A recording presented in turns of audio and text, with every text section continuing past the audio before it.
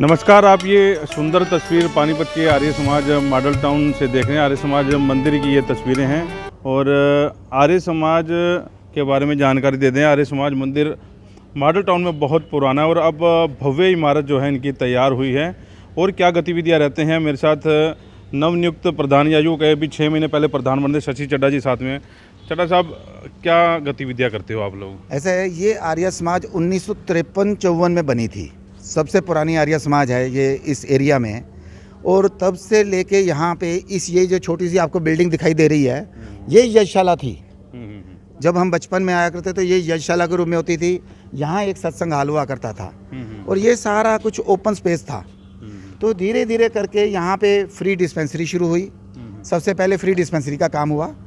उसके बाद यहाँ पे लैब हुई कि जो हम टेस्टिंग लैब है। उसके बाद एक्सरे का यहाँ पे फैसिलिटी शुरू की जो चैरिटेबल हो रही है। उसके बाद फिजियोथेरेपी सेंटर है वो शुरू किया गया। धीरे धीरे करके उधर हमने कम्युनिटी सेंटर एक अपना सेवा सदन तैयार किया। तो सेवा सदन में जो लोग जो हैं, कोई क्रिया है या छोटे मोटे फंक्शंस हैं, वो लोगों के लिए वहाँ पे हुआ। तो धीरे धीरे करके जैसे ये आगे बढ़े, लोग थोड़ी सी आगे बढ़ने शुरू हुई, तो जो हमारे पहले प्रधान रहे हुए हर किसी ने अपनी जितनी भी उनका कैपेबल थे, अपनी समर्थता के हिसाब से उन्होंने काम किया। तो ये नक्शा जो ये है, ये नक्शा साउथ से लेके आए थे और इस बिल्डिंग को धीरे धीरे ये यज्ञशाला का रूप दिया गया। जो ऐसी यज्ञशाला शायद नॉर्दर्न इंडिया में कहीं नहीं है। इतनी बड़ी यज्ञशाला थी।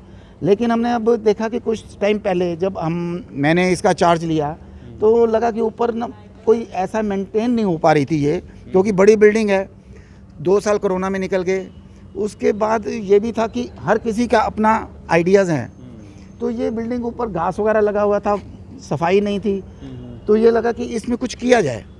तो किया जाए। इन बिटवीन हमने 14 नवंबर को एक बच्चों का प्रोग्राम रखा, बाल दिवस के हिसाब से जैसे था। तो उसमें हमने देखा कि आज के टाइम में बच्चों में संस्कार बिल्कुल नहीं है। बच्चों को अगर देखा जाए, ना देशभक्ति का मालूम है, ना उनको धार्मिक किसी गतिविधियों का मालूम है।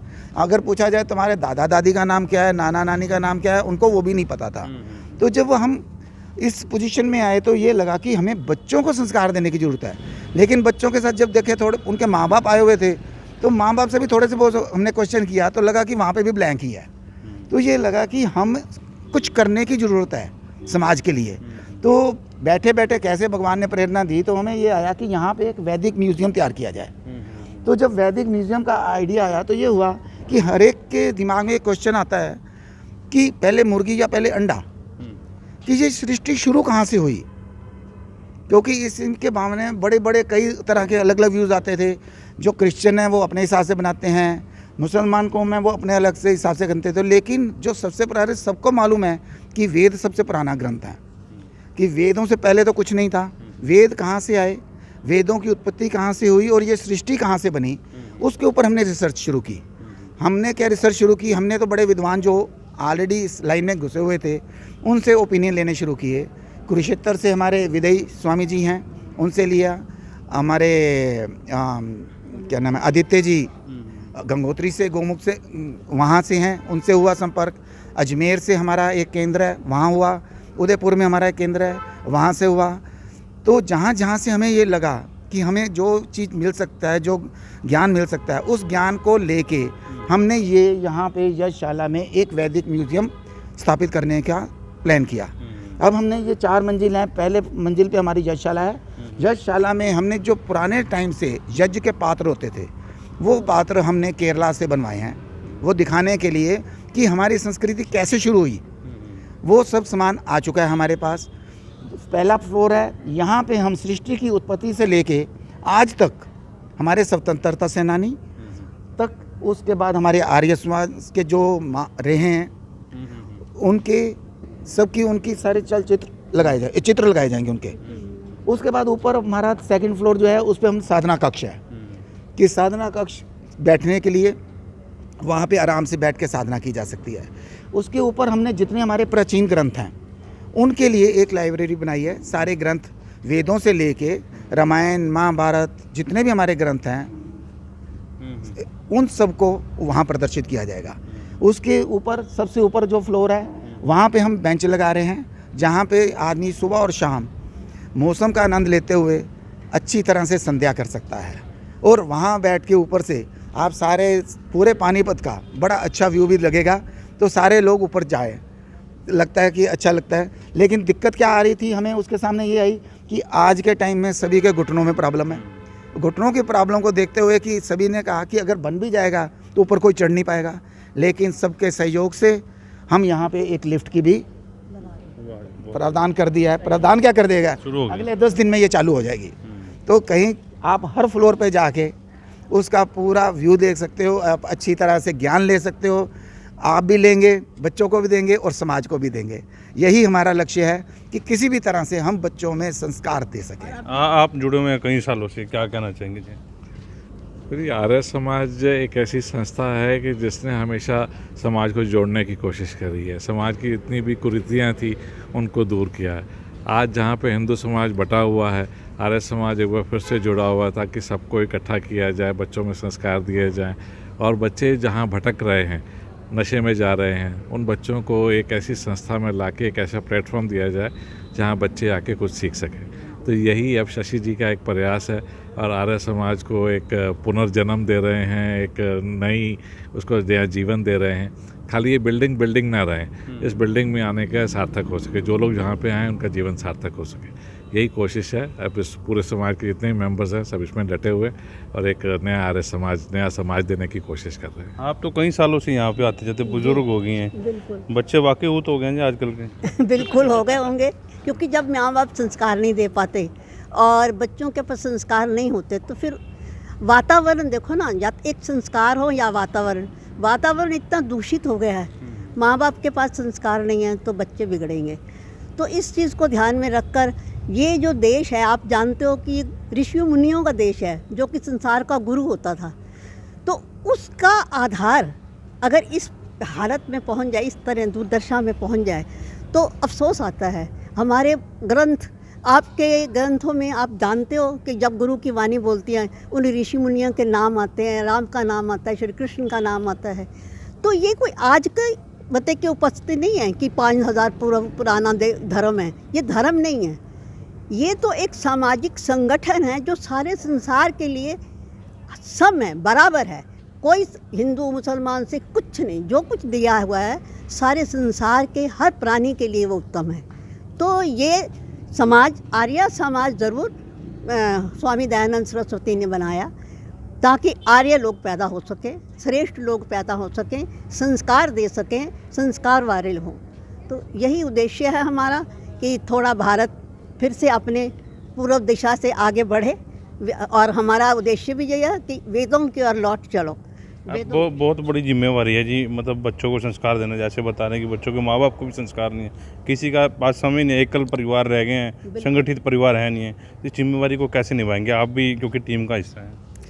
इसको हम सब मिलके तो निभा सकते हैं। कोई समझे कि एक ही आदमी इसको कर सके तो बहुत असंभव है ये बात। पर आर्य समाज की सभी संस्थाएं, ये नहीं कि एक मॉल टाउन आर्य समाज है, बहुत सारे आर्य समाजों की संस्थाएं पूरे देश में, सब मिलके इस और चलें तो कोई ये मुश्किल नहीं है। ये हम बच्चों को संस्कारित कर सकते हैं, ठीक है, इसमें कोई दिक्कत। आज के दिन बच्चों के अलावा वानप्रस्थ की भी बहुत ज़रूरत हो गई है, क्योंकि 3rd स्टेज हमारा वानप्रस्थ है। उसमें भी जो माँ बाप या बच्चों को भेज देते हैं गुरुकुलों में, फिर उनको भी आगे काम नहीं मिल पाता, तो फिर वो आखिर में कहाँ आते, वो वानप्रस्थ में आते। वो भी एक हमारी आर्य समाज की ही ज़रूरत है। उनके लिए भी हमने प्रयास कर रखा है कि भाई हमारे यहाँ पे एक वानप्रस्थ रहे, इसमें महिला हो पुरुष हो कोई भी आ सकता है। और जो साधक बन के यहाँ साधिका करते हैं वो रहते हैं। हमारे यहाँ 2 वानप्रस्थ में रहते हैं, एक मुनि अर्पिता जी रहती हैं, एक आचार्य सानंद जी रहते हैं, जो इसी काम के लिए लगे हुए हैं कि सब जगह हमें प्रचार करते रहें कि बच्चों में कोई भी गलत संस्कार ना आए, परिवारों में भी ना आए। बच्चों को क्यों दोष दें, परिवार भी पहले हैं उसमें जी। पहले बच्चों को तो जब दोष देना जब पहले परिवार भी हैं, परिवारों को भी संस्कारित करना बहुत ज़रूरी है। ठीक है, यही है मेरी आपसे ये भी प्रार्थना है कि आप हमारे साथ जुड़े का मतलब यह है कि जैसे हम आपको बता रहे हैं अपने पेपर्स में, इस तरह से वैदिक जो हमारे प्रोग्राम में आकर इसको थोड़ा प्रचार। बिल्कुल जी। आप ये बताएं कि कार्यक्रम भी रखा हुआ है इन दिनों में आर्य समाज मंदिर में? जी, अभी तो हमारा कार्यक्रम ये गायत्री महायज्ञ का है, 4 दिन का, 7, 8, 9, 10। वैसे प्रत्येक दिन हमारे यहाँ प्रातः 6 बजे से 7 बजे तक यज्ञ और वेद जो हमारे प्राचीन ग्रंथ है, इस समय यजुर्वेद का जो है चल रहा है स्वाध्याय। यजुर्वेद के रोज़ 7 मंत्र पढ़े जाते हैं अर्थ सहित, और उनके बीच बीच में जो है व्याख्या, ये कार्यक्रम है। और साप्ताहिक हमारा होता है प्रत्येक रविवार को प्रातः, इस समय गर्मियों में 8 से 10 बजे तक। महिलाओं का स्पेशल होता है, महिला आर्य समाज का, बुधवार को 4 से 6 बजे तक। ये निरंतर कार्य यहाँ पर जो है चल रहा है। अब ये जब 10 तारीख को इस जो संस्कारों के लिए ये जो पूरा म्यूजियम बनाया गया है, तो ये विशेष अब कार्यक्रम चलेगा बच्चों के संस्कार के लिए। चाचा साहब, दो शब्दों में बताओ क्या कितने दिन कार्यक्रम और क्या क्या कार्यक्रम रहने वाला है? ऐसे ये कार्यक्रम हमारा कल सुबह 7 तारीख को सुबह शुरू होगा, 6 बजे से 8:30 तक प्रोग्राम चला करेगा यज्ञ का, और उसके बाद प्रवचन। और इस सब एक बीच में बताना मैं भूल गया पहले भी कि ये है कि इस कार्यक्रम में हमारे जो विद्वान हैं, आर्य जगत के उच्च कोटि के नंबर 1 पे जो इस टाइम विद्वान हैं, श्री सत्यजीत जी, मुनि सत्यजीत जी और मुनि रितमा जी, वो पधार रही हैं। तो उसमें सुबह के समय में हमें अध्यात्म के ऊपर सुनने को मिलेगा, और शाम को 7 से 9, 7, 8, 9 तारीख को इसी सत्संग हाल में हमारा प्रोग्राम होगा। उनके प्रवचन होंगे जो कर्म योग पे होंगे, कर्म फल के ऊपर होंगे। तो 9 तक चलेगा। उसके बाद 10 तारीख को हमारी पूर्णाहुति होगी गायत्री महायज्ञ की।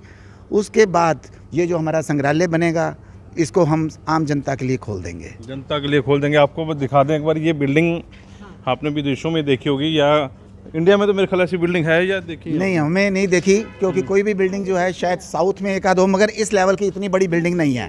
तो हमारा लक्ष्य भी यही है कि ये पानीपत जो है एक ऐतिहासिक स्थल तो पहले ही है, इस माध्यम से, इस ये जो हम संग्रहालय बना रहे हैं, इस माध्यम से ये पानीपत एक दार्शनिक जगह भी बने, ऐतिहासिक जगह के साथ साथ दार्शनिक भी लगे, ताकि पूरे हिंदुस्तान से लोग यहाँ पे आएँ और जो यहाँ पे हमारा संग्रहालय बना है वो आके देखें। और ये यज्ञशाला है, मतलब संग्रहालय के साथ साथ में ये यज्ञशाला है।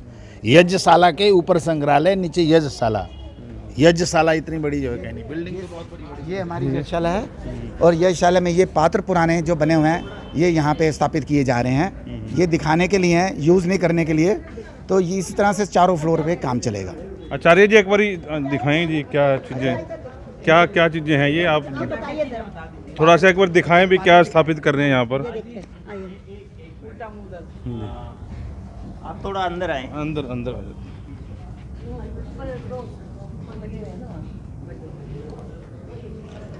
ये मतलब पुरानी चीज़ें हैं ये सारी। ये वैदिक धर्म के अंदर पुरानी जो हमारे ऋषि महर्षि लोग हुआ करते थे, वो बड़े बड़े यज्ञ याग किया करते थे। उन यज्ञ यागों के अंदर जिन पात्रों का प्रयोग किया करते थे, वो पात्र ये हैं। इन पात्रों के सबके अपने अपने अलग अलग नाम हैं। अग्निहोत्र हवणी जैसे इसका नाम है मूशलम, ठीक है। और ये है सकट, इसके अंदर सामग्री और चीज़ें लेकर आया करते थे। ये यहाँ प्रतीक के रूप में हैं। वहाँ पर ये बड़ी बड़ी हुआ करती थी, जिनका वहाँ पर प्रयोग किया करते थे। इसी प्रकार से जैसे ये अंतर दहन कट हैं, ये घी होमने के पात्र हैं, इसका नाम जूहू हैं।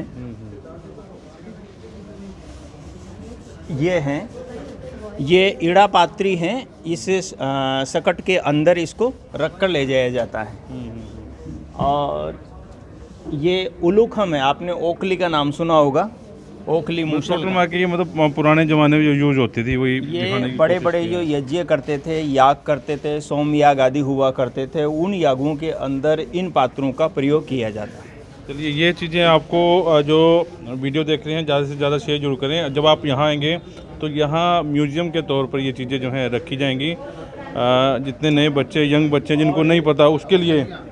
जी जी। चीज़ ये है, सामग्री में जो दूसरी चीज़ ये है, यहाँ जो हवन होता है, तो हवन के अंदर जिन सामग्री का, औषधियों का, जड़ी बूटियों का प्रयोग होता है, वे जड़ी बूटियाँ ये हैं। ये जड़ी बूटियाँ कई संख्या में हैं। अगले अलग अलग ऋतु के अंदर अलग अलग औषधियों का प्रयोग होता है। अलग अलग बीमारियों को दूर करने के लिए भी अलग अलग औषधियों का प्रयोग होता है। और जैसे वर्षा नहीं आ रही हो और वर्षा करनी हो, तो उस समय के लिए भी अलग अलग औषधियाँ होती हैं। उन औषधियों को घी के साथ में मिक्स करके और अग्नि के अंदर होमा जाता है, उससे फिर वर्षा भी हुआ करती थी।